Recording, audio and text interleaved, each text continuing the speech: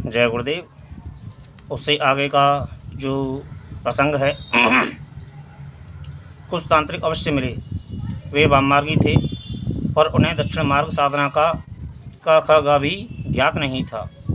कुछ ऐसे साधक भी मिले जो तंत्र के दक्षिण मार्गी साधना में निशांत थे, पर वाम मार्ग साधना में शून्य थे।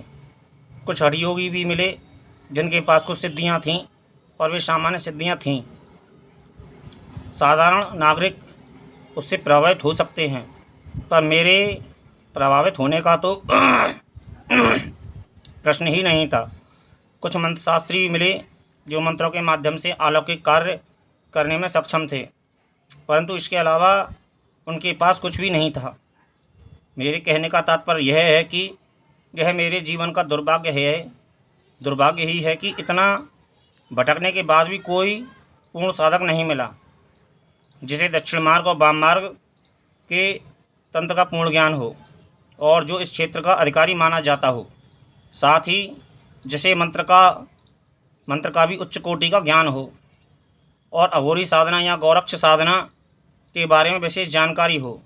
एक ही व्यक्तित्व में जब तक इन सारे गुणों का समावेश नहीं होता, तब तक वह पूर्ण सक्षम कहलाने में समर्थ नहीं हो सकता, और जब तक ऐसा व्यक्तित्व मेरे सामने नहीं आता, तब तक मेरा सिर किसी के चरणों में नहीं झुक सकता था। ऐसी स्थिति में जब मैंने इस तांत्रिक सम्मेलन की चर्चा सुनी और यह ज्ञात हुआ कि इसमें वशिष्ठ साधक भाग लेंगे, तो मन में आशा का संचार हुआ कि शायद इनमें से कोई ऐसा पूर्ण सक्षम व्यक्तित्व मिल सके जिसके सामने मेरा सिर नमन हो, या जो वास्तव में ही इन सारी क्रियाओं का जानकार हो। मैं चाहता यह था कि मेरे ऐसे व्यक्तित्व को केवल थ्योरेटिकल ज्ञान ही नहीं हो, अपितु प्रैक्टिकल ज्ञान भी हो, जिससे कि वह अपने ज्ञान का योगदान दूसरों को दे सके, समाज कल्याण में सहायक हो सके। इन 20 वर्षों में मैंने यह भी अनुभव किया है कि जिनके पास भी ऐसा ज्ञान होता है, उनकी मनोवृत्तियाँ दूषित हो जाती हैं या उनका स्वभाव पूरी तरह से अक्खड़ किस्म का हो जाता है। बात करने में उन्हें कुछ भी होश नहीं रहता, या तो वे नशे में चूर रहते हैं, जिससे अपने अलावा उनको दीन दुखिया की खबर भी नहीं रहती। वे इतने एकांतवासी हो जाते हैं कि दूसरों से बात करना भी हेठी समझते हैं। इसके अलावा ऐसे व्यक्ति क्रोधी और मनमर्जी के मालिक होते हैं। ऐसे लोग किस समय क्या कर बैठेंगे, इसकी कल्पना नहीं की जा सकती है। सीधे सीधे बात करते करते वे गालियां देने लग जाते हैं, और कई लोगों को तो मैंने मारपीट करते हुए भी देखा है। मेरी धारणा यह है कि ज्ञान होता है, चाहे वह किसी भी क्षेत्र का हो। ज्ञान के साथ नम्रता और व्यावहारिकता अवश्य ही होनी चाहिए, पर जो तांत्रिक अघोरी या मांत्रिक हैं, उनका नम्रता से दूर का कोई वास्ता नहीं रहता। वे अपने ही ख्यालों में मस्त, क्रोधी, अहंकारी और अपने आप को सर्वोच्च समझते हैं। बिना नम्रता के पूर्ण व्यक्तित्व संभव नहीं है। नम्रता के साथ यदि साधना होती है तो वह व्यक्तित्व अपने आप में वशिष्ठ हो जाता है।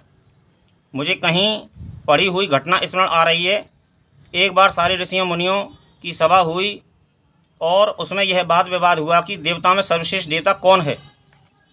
इसका सारा भार भृगु ऋषि पर डाला गया और यह विचार हुआ कि ऋषियों में भृगु ऋषि श्रेष्ठ हैं। अतः वे किसी भी प्रकार से, किसी भी युक्ति से यह ज्ञात करें कि ब्रह्मा, विष्णु, महेश इन श्रेष्ठतम देवताओं में से सर्वश्रेष्ठ देवता कौन है, जिससे कि उनको सर्वोच्चता प्रदान की जा सके। भृगु ऋषि सबसे पहले ब्रह्मलोक गए।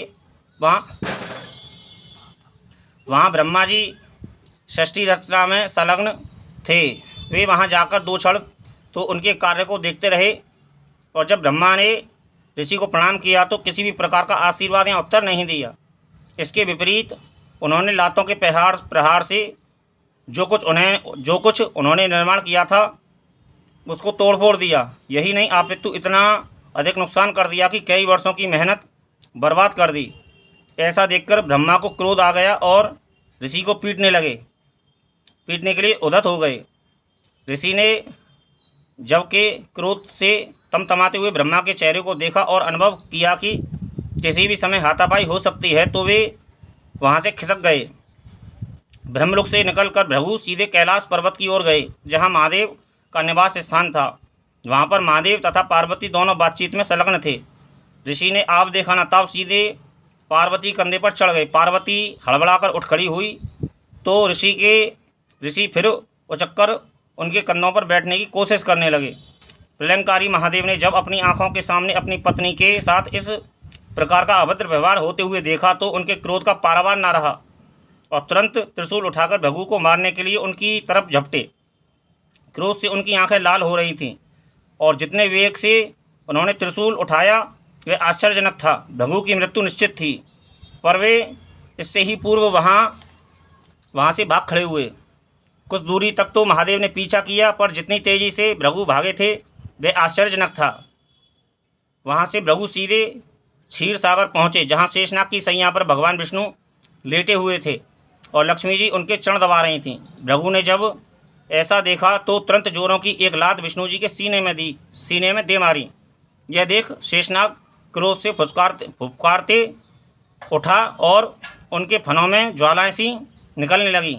लक्ष्मी एक बार तो हस्तप्रद हो गई और दूसरे ही क्षण उनका चेहरा क्रोध से लाल अंगारे की तरह दहक उठा। पर इधर ज्यों ही भृगु की लात विष्णु के सीने पर लगी त्यों ही विष्णु शांत चित्त से उठ बैठे और भृगु के चरणों को पकड़कर दबाने लगे। बोले, आपके चरण अत्यंत कोमल हैं और मेरा सीना अत्यंत कठोर। लात मारने से आपके चरणों को अवश्य ही चोट पहुंची होगी। इसका मुझे बड़ा दुख है और इसके लिए क्षमा प्रार्थी हूँ। कहते कहते उनकी आंखों में आंसू छलछला आए। भृगु उनकी नम्रता के सामने परास्त हो गए। उन्होंने कहा, प्रभु, मैं आपकी परीक्षा ले रहा था। वास्तव में ही देवताओं में आप सर्वोपरि हैं। यह व्यक्तित्व सर्वोच्च नहीं हो सकता जो विद्वान या ज़्यादा ज्ञानवान हो, अपितु वह व्यक्तित्व महान है जिसमें विद्वत्ता के साथ साथ नम्रता भी हो। मैंने इस प्रकार के व्यक्तित्व नहीं देखे जिनमें वशिष्ठ ज्ञान के साथ साथ नम्रता भी हो। तांत्रिक और मांत्रिक क्षेत्र में मैंने वशिष्ठ योगी और साधक तो अवश्य देखे, परंतु उनमें नम्रता का सर्वथा अभाव था। उनमें अहं की प्रवृत्ति जरूरत से ज़्यादा थी। वे प्रशंसा प्रिय थे। उनको इससे आत्मसंतुष्टि मिलती थी। नम्रता और विद्वत्ता, इन दोनों का संगम मुझे देखने को ही नहीं मिला, खास तौर से इस तांत्रिक क्षेत्र में। अतः जब मैंने इस प्रकार के वशिष्ठ तांत्रिक सम्मेलन की चर्चा सुनी और यह भी सुना कि इसमें सुदूर हिमालय स्थित साधक भी भाग लेंगे और इसमें केवल वे ही तांत्रिक या मांत्रिक भाग ले सकेंगे जिनमें विशिष्ट ज्ञान हो या विशिष्ट तांत्रिक साधनाएं करने की क्षमता हो, तो मन में आशा का संचार हुआ कि शायद इस बार मेरी इच्छा पूर्ण हो जाए। हो सकता है इस बार मुझे खंड खंड व्यक्तित्व के स्थान पर पूर्ण व्यक्तित्व से मिलना भी हो जाए। यह भी हो सकता है कि कोई ऐसा व्यक्तित्व मिल जाए जिसके सामने मेरा सर्वांग नतमस्तक हो सके और जिसे मैं गुरु शब्द से संबोधित कर सकूं। यह तो मेरी धारणा ही थी कि मेरा गुरु वही हो सकेगा जिसमें सभी प्रकार की तांत्रिक और मांत्रिक क्रियाओं का समावेश हो या इस क्षेत्र में उच्चतम ज्ञान से संपन्न हो। साथ ही वह ऐसा व्यक्तित्व हो जिसमें ज्ञान के साथ साथ नम्रता का समावेश हो। वह केवल अघोरी योगी तांत्रिक ही नहीं हो, अपितु सही शब्दों में मानव भी हो। मैं ऐसे ही मानव की खोज में था कि जो कि पूर्ण हो, क्योंकि गुरु पूर्णता का ही पर्याय होता है। इन सब बातों से मैं रोमांचित था और इसलिए मैंने इस सम्मेलन में भाग लेने का निश्चय किया था। परंतु जब यह ज्ञात हुआ कि इसमें वही भाग ले सकता है जो उच्च साधना से संपन्न हो, अर्थात तांत्रिक क्षेत्र में 10 महाविद्याओं में से किसी एक विद्या को सिद्ध किया हो या वाम मार्गी साधना में श्यामा साधना का सफलतापूर्वक संपन्न की हो, या गौरक्ष साधना में अघोर तंत्र के साथ पीताम्बरी साधना संपन्न हो, या तांत्रिक क्षेत्र में संजीवनी विद्या निशांत हो। इस प्रकार के उन्होंने कुछ मापदंड रख दिए थे और जो व्यक्ति इनमें से किसी एक मापदंड पर खरा उतरता उसी को इस सम्मेलन में भाग लेने का अधिकार दिया जाता है। मैंने भूत बाबा से तारा साधना सफलतापूर्वक संपन्न की थी और उसमें दक्षता भी थी। अतः मैंने क्रिया रूप में तारा संपन्न करके दिखा दी थी। तो आयोजकों ने मुझे प्रवेश पत्र दे दिया। यह प्रवेश पत्र पाना ही मेरे लिए सौभाग्य का सूचक रहा, क्योंकि इसकी वजह से मैं इस सम्मेलन में भाग ले सका। वशिष्ठ तांत्रिकों के संपर्क में आ सका और जो मेरा लक्ष्य था, जीवन की जो इच्छा थी, वह पूरी हो सकी। अर्थात मुझे ऐसा गुरु प्राप्त हो सका जो मेरे मानस में अंकित था। तांत्रिक सम्मेलन के प्रारंभ होने के एक दिन पहले मैं संयोजक स्वामी अभयानंद जी से मिला। वे अत्यंत व्यस्त थे और व्यस्तता से भी ज़्यादा परेशान थे। उनकी परेशानी का मूल कारण यह था कि इतने बड़े आयोजन में किसी प्रकार की न्यूनता न रह जाए, और उससे भी बड़ी चिंता की बात यह थी कि इसमें भाग लेने वाले सभी वशिष्ठ साधक थे और उन सभी का स्वभाव अपने आप में अलग था। कुछ तांत्रिकों के बारे में तो यह भी सुना था कि वे साक्षात दुर्वासा के अवतार हैं।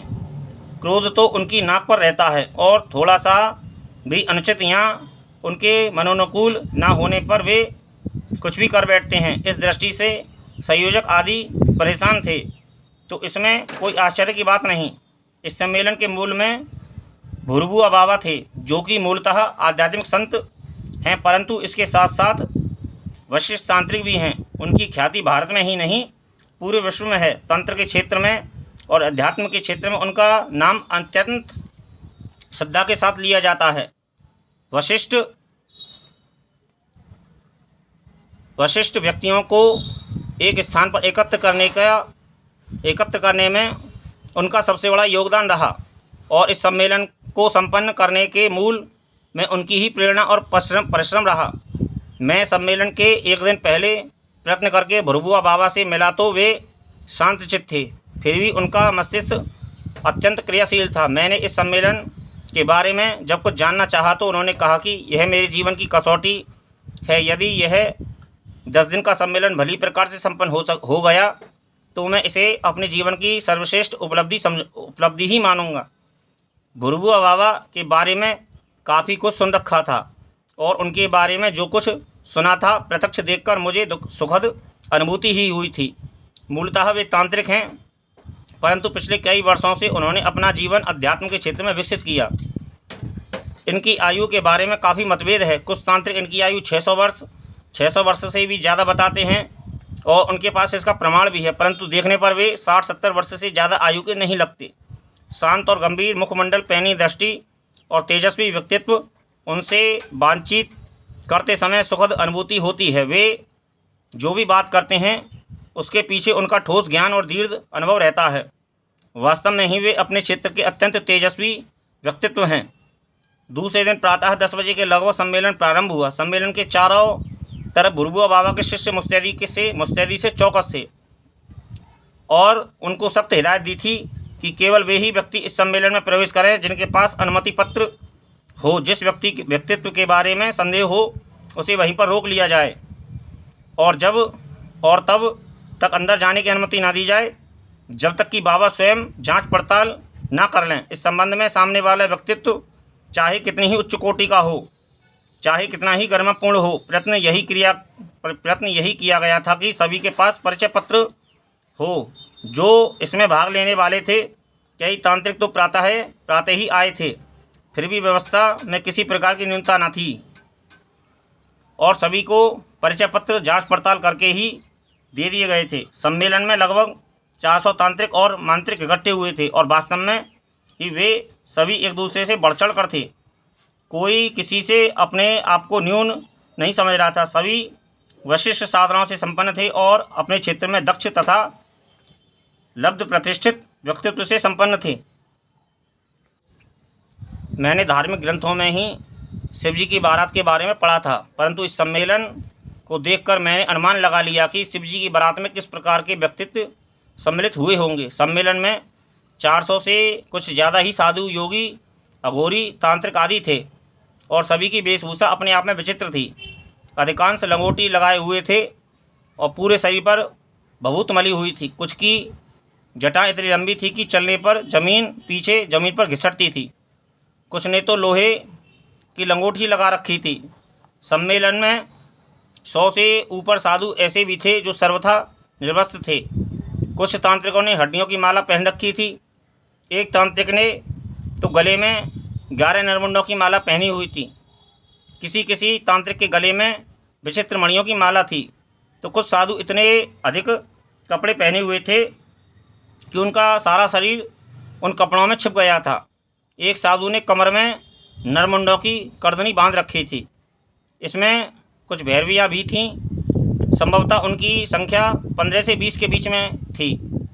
इसमें कुछ तो पूर्णतः वृद्ध दिखाई दे रही थीं, पर एक दो भैरवियाँ ऐसी भी थीं जो अत्यंत सुंदर और तेजस्वी थीं और उनकी आयु 20 से 25 वर्ष के बीच होंगी।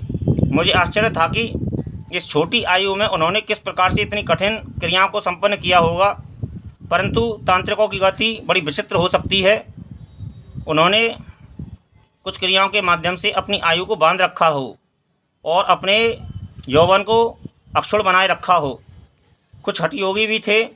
एक हठयोगी का पाँव इतना अधिक फूला हुआ था कि उसका घेरा 6 फुट से ज़्यादा ही होगा। कुछ हठयोगी विशालकाय थे। एक दो हठयोगी के हाथ लकड़ी की तरह ठूट हो गए थे। इस सम्मेलन में काफ़ी अघोरी भी थे जो कि पूर्णतः निर्वस्त्र थे और देखने में भीम का राक्षस की तरह लग रहे थे। उनके शरीर पर ज़रूरत से ज़्यादा मैल जमा हुआ था और जब वे पास से गुजरते तो दुर्गंध का एक भवका सा अनुभव होता, परंतु वे इन सब से बेखबर थे और अपनी ही धुन में मस्त थे।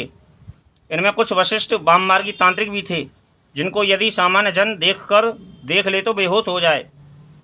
उनका शरीर अपने आप में भयंकर था। लाल आंखें, डरावना चेहरा और भीम का शरीर ऐसा लग रहा था जैसे वे राक्षस हों। उनको देखकर मन में भय का संचार होता था और रोंगटे खड़े हो जाते थे। स्वामी अभयानंद जरूरत से ज़्यादा व्यस्त थे और प्रत्येक को यथोचित स्वागत दे रहे थे। भुरभुआ बाबा बराबर इस बात पर नज़र रखे हुए थे कि किसी भी साधक के मन में ठेस न पहुँचे और वे उपयुक्त स्थान ग्रहण कर लें। इसमें आशा से अधिक तांत्रिकों और मांत्रिकों ने भाग लिया और जिनके बारे में हम आश्चर्य के साथ सुनते रहते हैं, उनको प्रत्यक्ष देखकर एक भय मिश्रित आश्चर्य हो रहा था। वास्तव में यह भुरभुआ बाबा का ही कमाल था कि वे इस प्रकार के वशिष्ठ साधकों को एक स्थान पर एकत्र कर पाए। सम्मेलन में माँ कृपाली भैरवी, आनंदा भैरवी, पिशाच सिद्धियों की स्वामिनी देवलू भैरवी आदि के भाग लेने से सम्मेलन में विशेष प्रसन्नता अनुभव हो रही थी। इसके साथ ही साथ पागल बाबा, स्वामी देवहुर बाबा, कृपालु स्वामी, बाबा भैरवनाथ, खपरानंद भारती, स्वामी गिरजानंद अघोरी, बिरगा स्वामी, त्रिजटा घोरी आदि ऐसी विभूतियाँ भी थीं जो कि अपने आप में अन्यतम थीं, जिनका नाम विश्वविख्यात है और तांत्रिक लोगों के लिए ये व्यक्तित्व स्मरणीय है। इन्होंने इस क्षेत्र में अद्भुत सिद्धियाँ प्राप्त की थी। हमारी पीढ़ी का यह सौभाग्य है कि हम लोगों के बीच इस प्रकार के विशिष्ट व्यक्तित्व में हैं जिन्होंने अपने ज्ञान से इस पीढ़ी को ऊंचा उठाने में सहायता दी है। विशेष रूप से मैं रोमांचित था कि अपने जीवन में मैं इन सारी विभूतियों को एक स्थान पर देख सका, अन्यथा यदि मेरा पूरा जीवन भी बीत जाता तब भी मैं इन सारी विभूतियों के दर्शन नहीं कर सकता था। मैं ही नहीं, मेरे जैसे अधिकांश तांत्रिक रोमांचित थे, आह्लादित थे, आश्चर्यचकित थे। सम्मेलन के प्रारंभ में भुरभुआ बाबा ने वशिष्ठ वाणी में इस सम्मेलन के बारे में बताया और अत्यधिक प्रसन्नता अनुभव की। उनके कहने से सभी साधक एक स्थान पर एकत्र हुए। उन्होंने बताया कि पिछले 5000 वर्षों में यह पहला अवसर है कि इस प्रकार का सम्मेलन संभव हो सका है। कुछ साधक सिद्धाश्रम से भी आए हैं।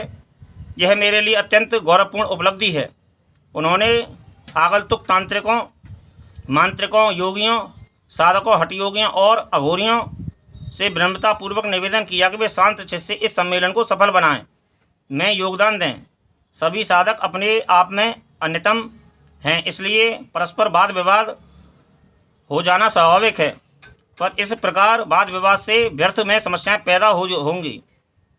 एक दूसरे पर तांत्रिक प्रहार होंगे और व्यर्थ में ही शक्ति का अपव्यय होगा।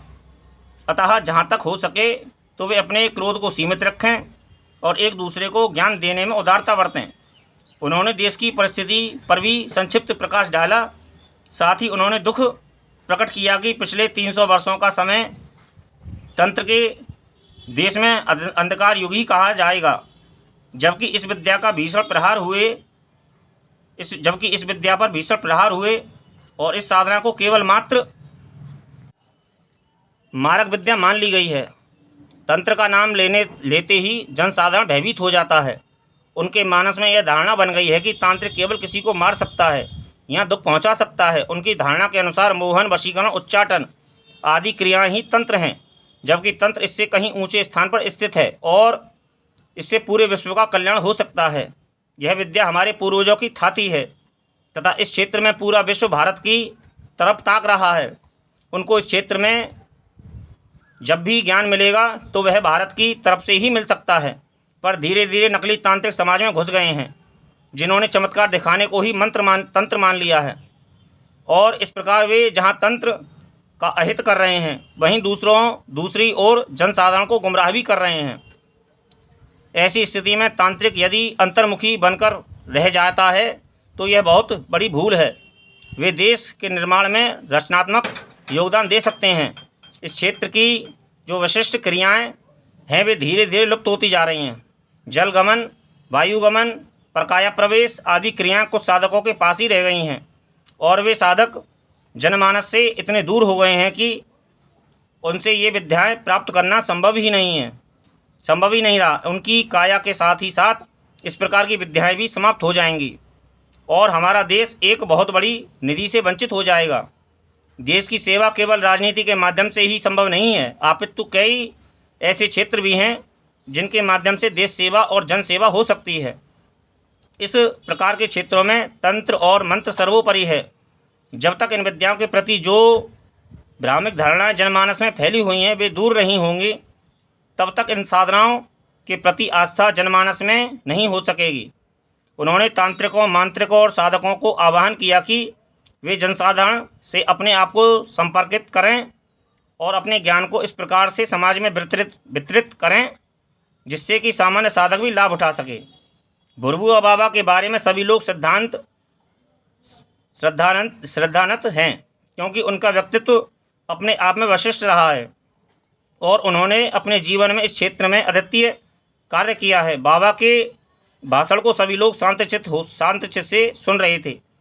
एक दो अघोरियों ने इसका प्रतिवाद भी किया और बीच में कुछ कहने के लिए व्यग्र भी दिखाई दिए, पर पास के साधकों द्वारा उनको जबरदस्ती बैठा दिया गया, जिससे वे और ज़्यादा विफर गए और भाषण में क्रोध प्रदर्शन हेतु खड़े रहे।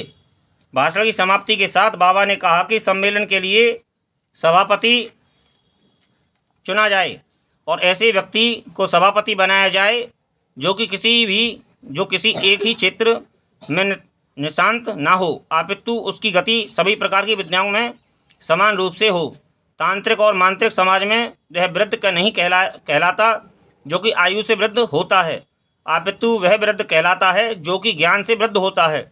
एक साधक ने भुरभुआ बाबा से ही निवेदन किया कि आप अध्यक्ष पद को संभाल लें, पर अब तक जो दो अघोरी सम्मेलन में खड़े थे उन्होंने इसका डटकर विरोध किया। उन्होंने कहा कि भुरभुआ केवल तांत्रिक है, मांत्रिक नहीं है, अतः मांत्रिकों की जिज्ञासाओं का समाधान वह नहीं कर सकेंगे। भुरभुआ बाबा ने स्वयं इस बात का अनुमोदन किया और वे एक तरफ बैठ गए। स्वामी कृपाचार्य ने माँ कृपालु भैरवी का नाम अध्यक्ष पद के लिए रखा, पर त्रिजटा घोरी ने इसका विरोध किया क्योंकि ये केवल भैरवी हैं और अन्य कसौटियों पर खरी नहीं उतर सकती। उन्होंने चैलेंज भी दिया कि यदि भैरवी मेरी साधना का सामना कर ले तो मैं इन्हें अध्यक्ष मान सकता हूँ, पर माँ भैरवी ने इस चैलेंज को स्वीकार नहीं किया। कुछ साधकों ने पागल बाबा से निवेदन किया, पर उन्होंने स्वयं इस तथ्य को स्वीकार किया कि मैं तांत्रिक अवश्य हूँ, पर वाम मार्गी साधना का अभ्यास मैंने नहीं किया है, अतः मैं अध्यक्ष पद के लिए उपयुक्त नहीं हो सकता। इसके बाद कुछ अन्य नामों पर भी चर्चा हुई, पर अन्य लोगों ने उनका भी विरोध किया और सभा में 1 घंटे भर की इस बहस में कोई निर्णय नहीं हो सका कि कौन व्यक्तित्व इस सभा का संचालन करे।